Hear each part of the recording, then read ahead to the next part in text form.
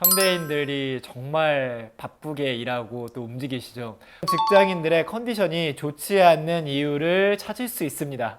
아침을 먹는 유무인데요. 그래서 제가 여러분들에게 아침 식사로 추천드릴 음식은 바로 입니다. 네, 심장 발병률을 무려 23%나 줄인다는 연구 결과가 보고되고 있습니다.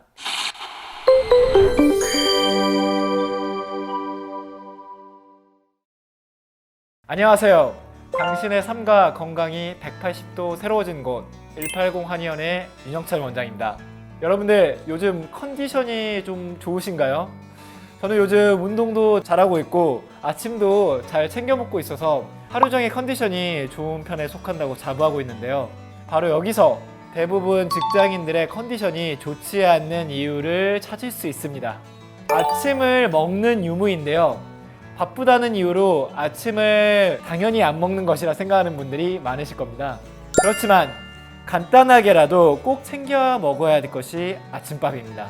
그런 의미에서 오늘은 여러분들에게 아침에 먹으면 좋은 음식에 대해 말씀드리려고 합니다. 물론 아침에도 뭘 먹느냐가 중요하지만 저녁에는 어떤 음식을 먹어야 하는지도 또 중요하겠죠. 그래서 오늘 패널분들과 함께 아침에는 이런 음식, 저녁에는 또 이런 음식 드시라고 권해볼까 합니다. 저저번 주에 서로 들어오셨어요. 신 원장님 소개해 주시죠. 네, 안녕하세요. 신대영 원장입니다. 오늘부터 잘 부탁드리겠습니다. 네, 그러면 저희 채널 좋아요, 댓글, 구독, 알림 설정까지 꼭 부탁드리고요. 본격적인 이야기 시작하도록 하겠습니다. 네.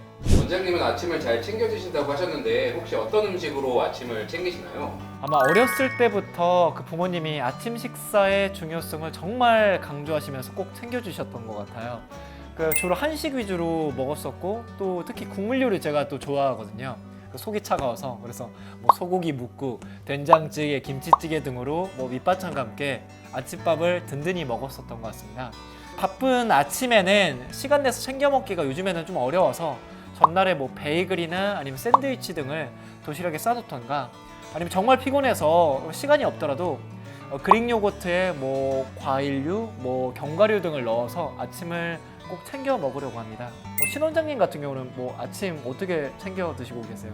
저는 지금 부모님하고 같이 살고 있다 보니까 이제 아침마다 어머니께서 잘 차려주시고 계시고 저도 주로 한식을 많이 먹고요. 근데 이제 시간이 없을 때는 오트밀이나 계란이나 이런 걸로 좀 식사를 하고 있습니다. 듣던 바로 부처반상이 나온다고. 어떤 음식으로 구성해야 이제 요즘 사람들이 시간도 절약하고 또 건강에도 좋을지 좀 말씀 부탁드립니다. 현대인들이 정말 바쁘게 일하고 또 움직이시죠.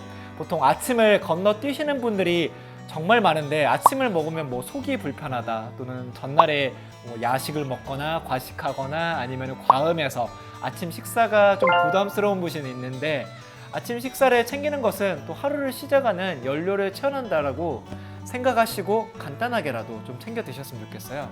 그래서 아침 식사가 뇌 건강, 신체 에너지 또 아니면 하루의 컨디션에도 많은 영향을 미치는데 특히 사람의 뇌는 단백질이나 지방이 아닌 포도당만을 에너지원으로 사용하는데 아침 식사로 적절한 당을 공급해 주는 것이 핵심입니다. 하지만 단순히 당을 채워야 된다고 해서 당만 올리는 음식을 또 냅다 먹으면 안 되겠죠. 이렇게 되면은 혈당 스파이크를 유발할 수 있으니까 건강에도 좋지 않을 것 같습니다. 그래서 천천히 혈당을 올리면서 필요한 필수 단백질이나 지방을 공급하는 음식이 아침 식사로 제격입니다. 그래서 제가 여러분들에게 아침 식사로 추천드릴 음식은 바로 귀리입니다. 네, 젊은 분들에게는 오트 또는 오트밀로도 또 잘 알려져 있죠.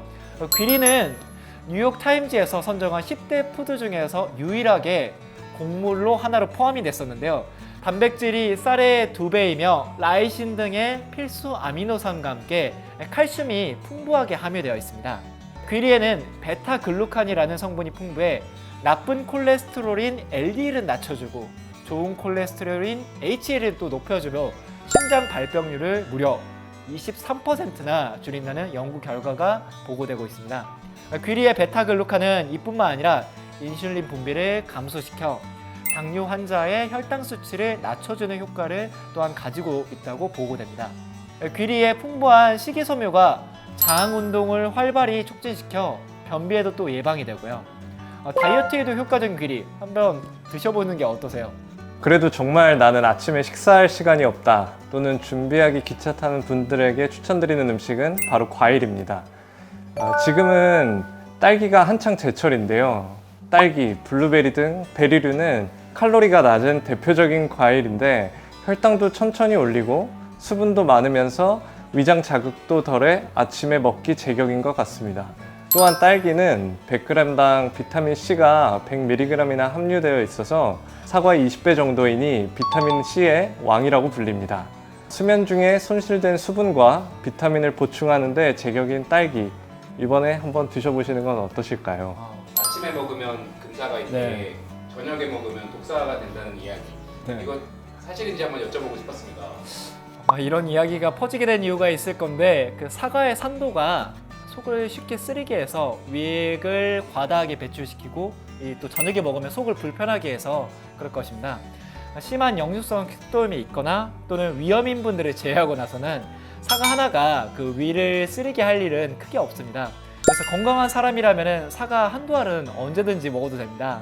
오히려 사과 속에 수용성 식이섬유인 팩틴은 대장 속 노폐물을 깨끗이 비워내 변비를 해소하기도 하고 사과 내 구연산은 불면증을 해소하기도 합니다.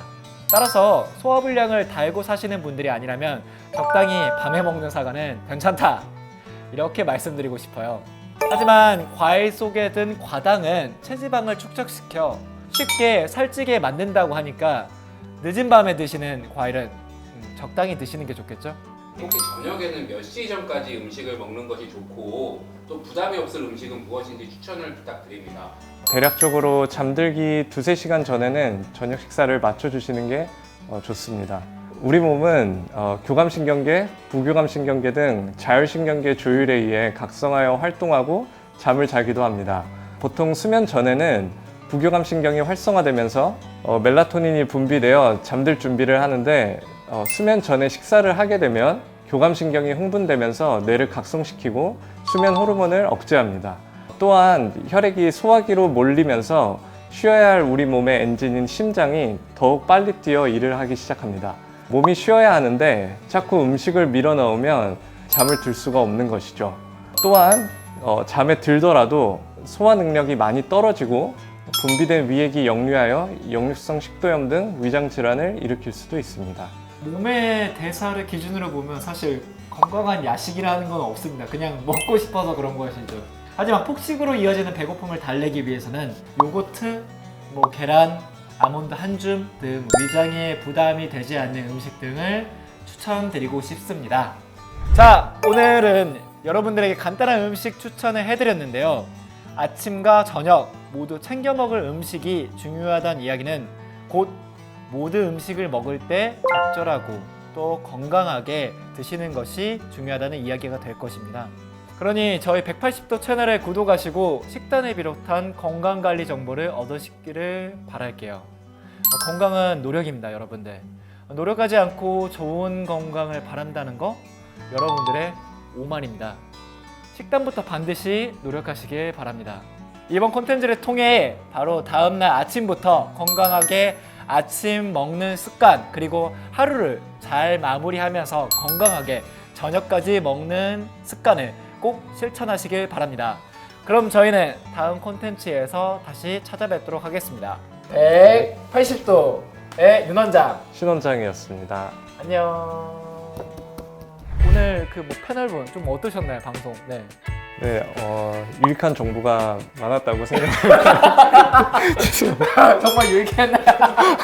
본인의 어떤 점수를 10점 만점에 오늘 방송 점수 10점처럼 네네. 평점을 주신다면 몇 점을 주시죠? 저는 오늘은 한 4.2점 정도 아. 주겠습니다. 겸손하세요. 네. 앞으로 더 성장하도록 하겠습니다.